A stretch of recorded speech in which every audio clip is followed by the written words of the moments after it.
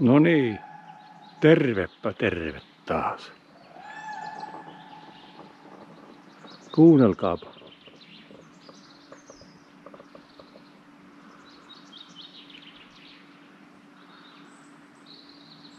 No, et nyt kuulu tällä kertaa, mutta kovat. Kuuluukohan se siihen kameraan? Tuo kurjen ääni tuolta suolta. Joo, nyt on toinen pääsiäispäivä. Ja huhtikuun 1. Taitaa olla aprillipäivä. Kyllä siellä koko ajan huutelee. Tuo voi olla, että tuo mikrofoni ei saa sinne sitä ääntä tulemaan tai kuulumaan. Mutta joka tapauksessa aprillipäivä taitaa olla. Ennen lapsena niin aamulla isot siskot sanoivat, että Kottarainen on pihassa. No kylläpä sitä kiireesti nousi sängystä ylös ja hyppäsi ikkunaa katsomaan. Ei siellä mitään Kottaraista ollut, se oli aprilli. Mutta kyllä siihen aikaan oli paljon kottaraisia kyllä täällä. Että kottaraspönttiä laitettiin korkealle puuhun ja niitä oli paljon. Mutta nyt ei missään. Ei ainuttakaan näy. Nehän silloin kertoo, että ne jossakin tuolla etelässä päin syövätkin niitä kottaraisia, että olisiko ne sitten ihmiset syönyt kaikki ne linnut. Ei niitä ainakaan täällä näy. Ja toinen on tommonen kuin varpunen. Ei sitäkään näy enää missään. Ennen tuossa tiellä varpusia lensi talvellakin aina hirveä parvi. Hevosen paskoja kun oli tiellä. Ei siinä muuta tietä ollutkaan kuin hevostie. Niin hevoselle kun syötettiin kauroja, niin noin ääni kuuluu. Kauroja, niin varpusethan oli siinä heti tönkimässä ja syömässä niitä jo hevosen kerran syömiä kauroja sitten. Varpuset, joo. Nyt ei varpusia näy, kun tuolla torilla ainoastaan, kun sinne menee torikahville, niin siellä on varpusia. Kahvilan pitäjä sanoo, että hermostunut niihin täydellisesti. Ja no, se johtui siitä, kun ne varpuset käy heti paskomassa kaikki pöydät ja istuimet. Sen takia kahvilan pitäjä kai oli niin hermostunut. Kyllä. Nyt on lähettävä kylläkin tuonne työmaalle. Joo, siinähän sitä klapihommaa on. Minä eilen tässä muutaman tunnin tein töitä. Ne on mennyt nyt tämmöiseksi ne koivut, mitä mä silloin, mikäs päivä se oli, lauantaina ajeli. Ja kun sinne mutalieju upposi. No, kamera kyllä temppuilee nyt aika pahasti. En tiedä mitä se oikein. No, nyt mä kokeilen, että toimiiko tämä. Niin, äsken justiin kerroin sitä, että tässä on ne lauantaina ajetut puut. Ja puolet niistä on jo klapeiksi tehty. Että tai yli puolet niistä on tehty. Täytyy jatkaa tänään hommia. Tää on se karkauspäiväni. Ja toinen pääsiäispäivä. Kovasti kuuluu lintujen ääniä tuolta kuusikostakin. Ja niin kuin äsken kuvasin tuolta, niin lammelta päin tai suolta kuuluu.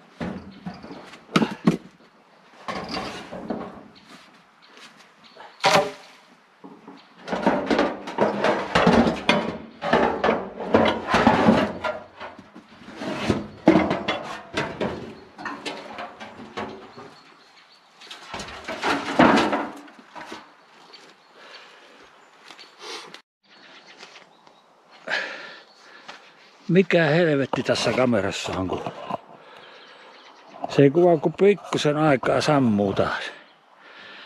Onko siinä laittu joku aika raja päälle? Minä en ole kyllä sitä tehnyt.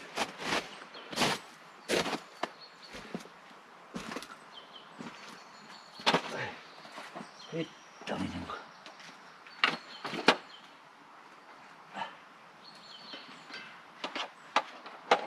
Kameroiden kanssa.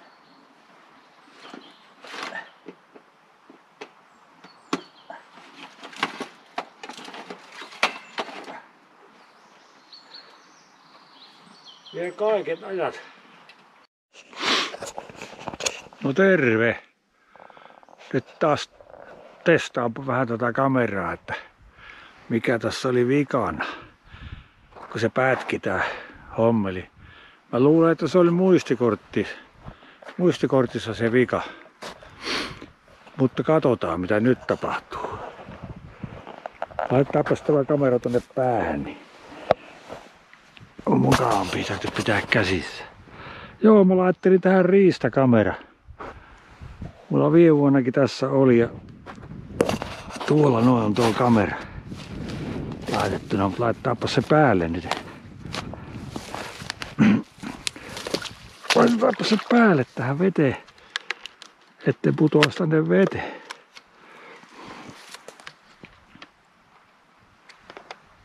Noin. Sitten toi tonne ja katsotaan rupeako se vilkuttamaan. Vilkuttaa se. Jospa se nyt kuvaa. Jospa tästä pääsis vaikka itse kuviin. Joo, ei muuta kuin katsotaan huomenna aamulla, että mitä sinne on tullut. Onko tossa nuo risut tiellä? Jos ne tuossa tuulessa väpättää nuo risut, niin nekin voisi aina laukasta ton kameran. No, huomenna nähdään. Sellaista. Tähän nousee tää vesi tähän tielle asti.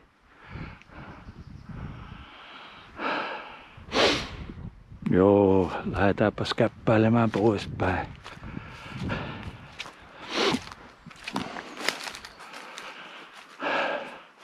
Tuosta koivikostahan minä niitä puita kaadoin. Silloin lauantaina.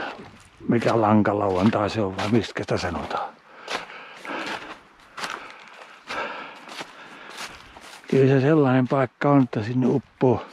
Pitäisiköhän lähteä tuosta vähän kävelemään katsomaan mitä siellä. Nyt on ollut vähän, ei ole niin sateesta ollut, niin jospa täällä ei samalla viisiin vettä olekaan kuin silloin kun mä ajoin niitä puita. Siellä silloin satoi yöllä, niin koko yönä se sataa loukottiin. Siihen on vähän jäänyt on täällä tätä vettä. Aika lailla. Tommonen puukin jäänyt vielä. Joo.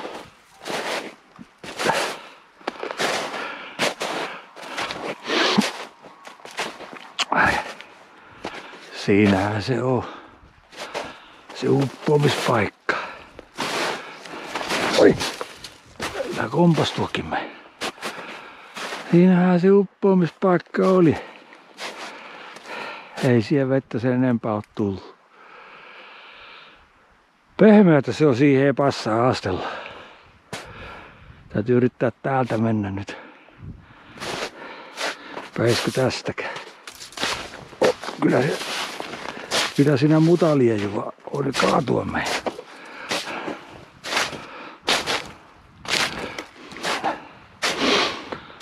Joo. Väkisihän ne lumet siinä sulaa. Nytkin on jotakin 8 vai 7 astetta lämmintä.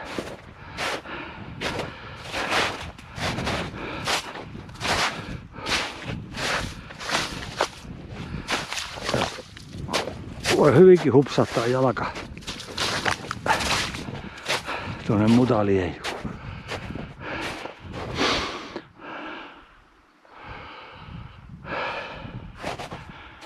Kevät keikkuen tulevis. Jossakin runossa sanotaan.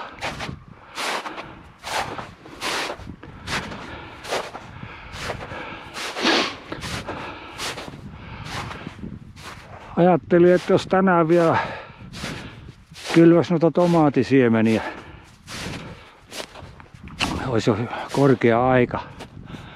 Viime vuonna mä laitoin niitä maaliskuun puolessa väliin, mutta ne kasvoi niin kauhean pitkiksi, kun ei voinut vielä ulos vielä, kun pelkäsi sitä pakkasia. Tai tuonne kasvihuoneeseen. Mutta nyt laita tänään, niin eivät kerkiä kasvamaan niin kauhean pitkiksi, kun huoneessa pitää tuossa ikkunalaudalla pitää. Ja ne oli viime vuonna yli metrin korkuisia. Niin hän peittää koko ikkuna ja alkaa. Sellaista se on.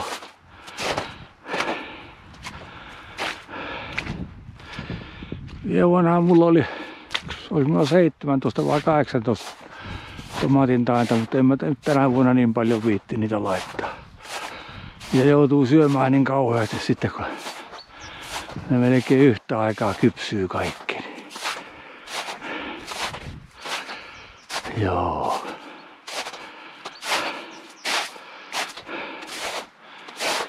Mutta sellaista.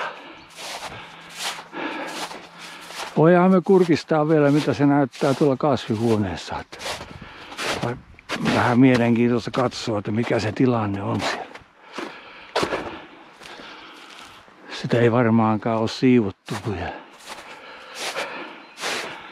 Tai en ole minä siivonnut muuta kuin nuo vanhat tomaatin taimet on vienyt sitä silloin syksyllä pois. Mutta tuleeko tästä kastelupumpusta vettä? Tule. Hyvä. Hyvä, että se toimii. Joo.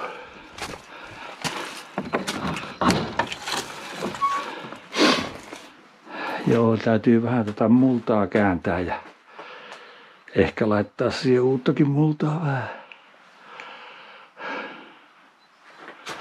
Semmosta se on sekin. Hommilla ei ole sähköpatteri, kun syksyllä piti vielä lämmittää sitä vähän se. Kun oli olevinnaan muka pakkasöitä, mutta eihän niitä tullutkaan sitä. Varmuuden vuoksi piti laittaa tommonen patterikin päälle. Joo. Että näihin kuvia, näihin tunnelmiin. Hei vaan.